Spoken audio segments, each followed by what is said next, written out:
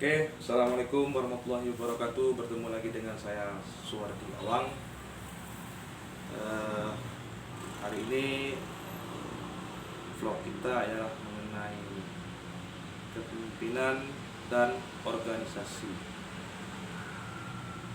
Yang mana kita ketahui ialah organisasi ini ialah satu perkumpulan atau persatuan yang dibentuk untuk mencapai satu tujuan. Tujuan daripada persatuan tersebut ya. Nah, tak hayal terkadang ada organisasi yang bertahan lama dan ada organisasi yang baru dibentuk 2-3 bulan bubar. Nah, itu semua ada penyebab-penyebabnya ya. Salah satu kunci pertahanan ataupun apa tentang organisasi ini ialah ketuanya, pemimpinnya. Makanya setiap pemilihan itu kita harus betul-betul memilih pemimpin yang betul-betul amanah atau pemimpin yang betul-betul memperjuangkan nasib anggota dan juga banyak orang ya kan. Dia jadi bermanfaat bagi banyak orang.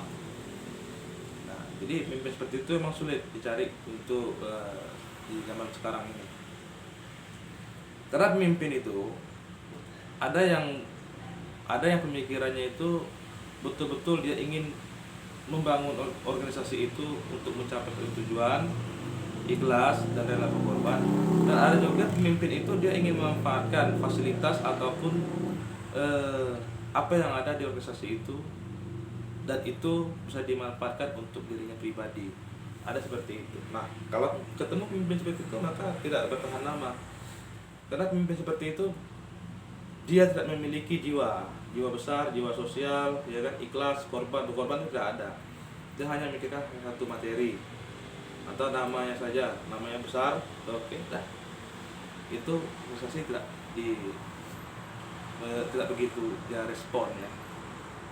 Nah, sehingga organisasi ini hancur, ya kan? Itu sudah banyak saya lihat seperti itu. Tidak satu dua organisasi di Indonesia, banyak sekali. Nah, namun kita sebagai anggota ya kita harus cepat tanggap juga dengan melihat pemimpin seperti itu. Mungkin saja bisa dicari penggantian ataupun seperti apa, harus berani. Demokrasi itu yang penting ya. Terbuka saja, jangan ada rasa takut, jangan pula memikirkan si pemimpin ini dia punya ini, dia punya ini, sehingga kita takut dengan menghadapi pemimpin seperti itu. Tak perlu takut, karena negara kita negara hukum, semuanya itu dijalani dengan hukum. Kalau seandainya pemimpin kita benar-benar tidak menjalani amanah ataupun dia bersalah, ya kan? Nah, pemimpin ini sebenarnya dia inilah orang yang paling utama yang memiliki pemikiran tentang kemajuan sebuah organisasi. Jadi dia punya pemikirannya ini akan ditransferkannya kepada pengurus-pengurus yang lain dan anggota-anggota yang lain. Nah, maka setiap kalau dia sudah mengeluarkan pemikiran atau ide-ide, dia harus siap memiliki jiwa besar. Kenapa harus seperti itu? Ya kan? Karena anggota-anggota kita yang di bawah ini, mereka tidak kemungkinan saja mereka belum tentu sepaham dengan apa pemikiran kita. Ya kan? Mereka belum tentu sepaham. Nah, tentu saja mereka memiliki usulan-usulan dan pendapat-pendapat daripada mereka. Nah, itu yang maksud saya jiwa besar. Pemimpin harus menerima dengan saran-saran tersebut, dan pemimpin harus menerima input saran tersebut, walaupun sarannya itu baik ataupun buruk, ya kan? Nah, dan satu lagi, pemimpin tidak boleh mematahkan saran dan pendapat daripada anggota. Anggota baru memberikan ide A, B, C, dia bilang nggak bisa seperti itu, nggak boleh. Pemimpin itu harus bisa mempertimbangkan saran-saran anggota. Jika mungkin itu saran sangat memberatkan organisasi atau gimana, cukup pemimpin nanti kita pertimbangkan. Bahasa pemimpin itu satu aja, nanti kita pertimbangkan, nanti kita kaji dulu. Kalau seandainya kita bilang tidak boleh, itu anggota kita sudah patah semangat. Nah, disitulah terjadinya pro dan kontra antara anggota dan pemimpin. Kenapa? Mereka bisa saja menganggap kita ini arogan ataupun suka-suka kita. Ya kan, setiap usulan kita nggak diterima atau gimana gitu. Bisa seperti itu. Nah, yang ketiga lagi, kenapa organisasi itu bisa hancur? Itu tadi, pertama dia tidak memiliki jiwa besar, tidak ikhlas, dan tidak mau berkorban. Nah, ketiga ini sangat penting sekali bagi pemimpin ya. Dia punya jiwa besar, berkorban, ikhlas dan berkorban. Kalau seandainya dia sudah jiwa besar, maka dia akan timbul rasa keikhlasan di hatinya. Kalau seandainya dia sudah ikhlas, maka dia sanggup berkorban apapun itu demi organisasinya tadi. Nah, insya Allah, kalau pemimpin memiliki tiga ini, maka itu organisasi akan maju. Ya. Ada lagi yang keempat, kenapa organisasi itu bisa hancur?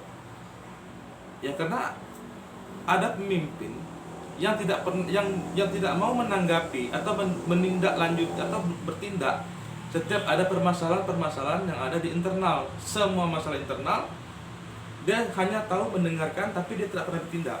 Nah, ini bisa membuatkan kehancuran. Nah, sebagai contoh seperti ini, ada perselisihan paham antara satu organisasi ini, anggota A dan anggota B, ya kan? Anggota A dan anggota B ini berselisih paham.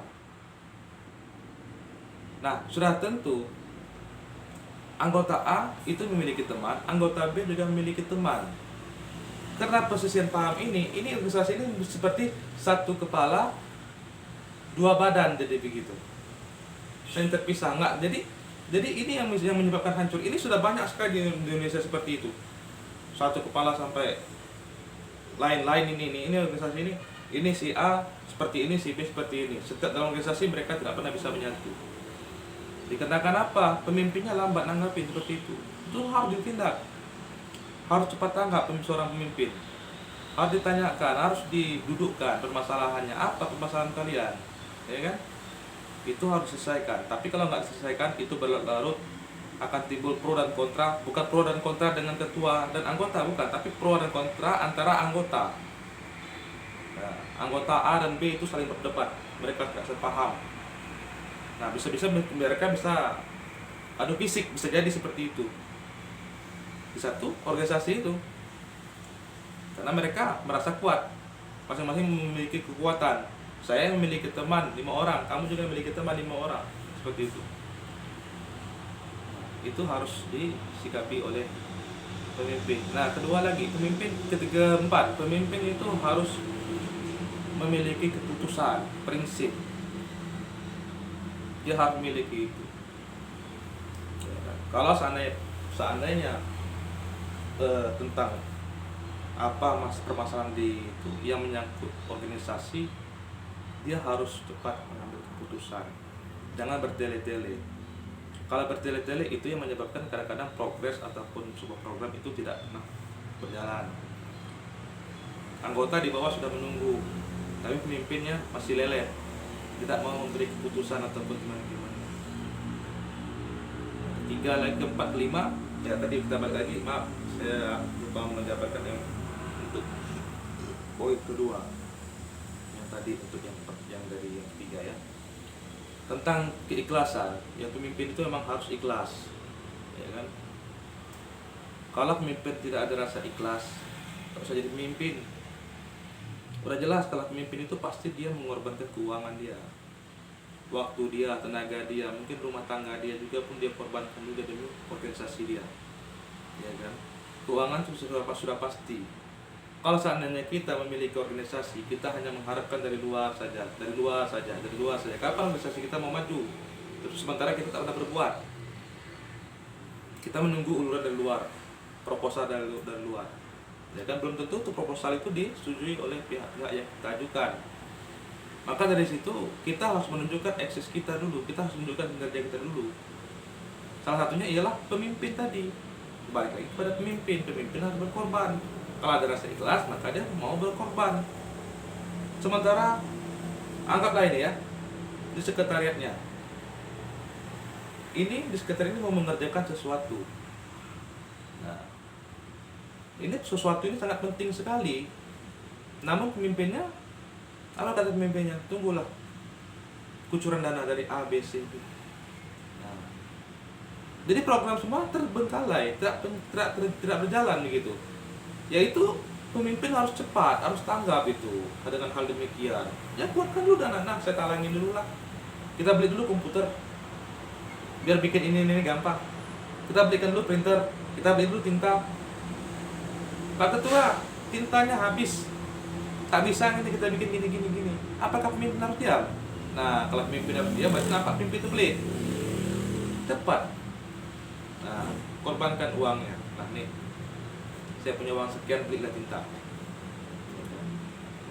Pada dasarnya kita membangun organisasi itu, yang saya pesankan kepada pemimpin ya, pemimpin organisasi, haruslah memiliki jiwa keikhlasan.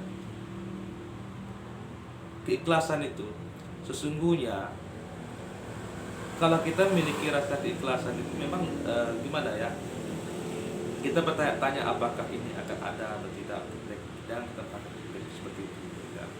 Tidak ada keikhlasan yang tidak terbayar, kawan. Tidak ada keikhlasan yang tidak terbayar. Tetapi janganlah mengharap bayaran. Sesungguhnya bayaran itu akan mengikuti hati kita yang ikhlas. Itu sudah saya buktikan sendiri. Ya kan? Kalau kita ikhlas, itu bayaran itu, bantuan itu akan datang dengan sendirinya tanpa kita mengajukan proposal, kawan-kawan. Tapi satu, atas dasar pemimpinnya tadi harus ada memiliki jiwa keikhlasan dan rasa pengorbanan. Karena pemimpin itu ialah bapak daripada anggota-anggotanya tadi. Kalau kita di rumah, dia seorang ayah, memiliki anak-anaknya tadi. Anak-anaknya ini perlu dikasih makan. Nah itulah seperti itu pemimpin, nggak jauh beda dengan rumah tangga, nggak jauh beda, kawan-kawan. Ya, oke, saya rasa vlog kita cukup di sini dulu. Nanti kita sambung kembali dengan informasi-informasi dari saya. Oke, jangan lupa untuk subscribe channel ini ya, karena nanti kawan-kawan bisa mengikuti informasi-informasi dari saya. Oke, kalau seandainya saya ada kata-kata yang tersalah atau silap, mohon dimaafkan. Oke, wabillahi taufiq wal hidayah. Wassalamualaikum warahmatullahi wabarakatuh.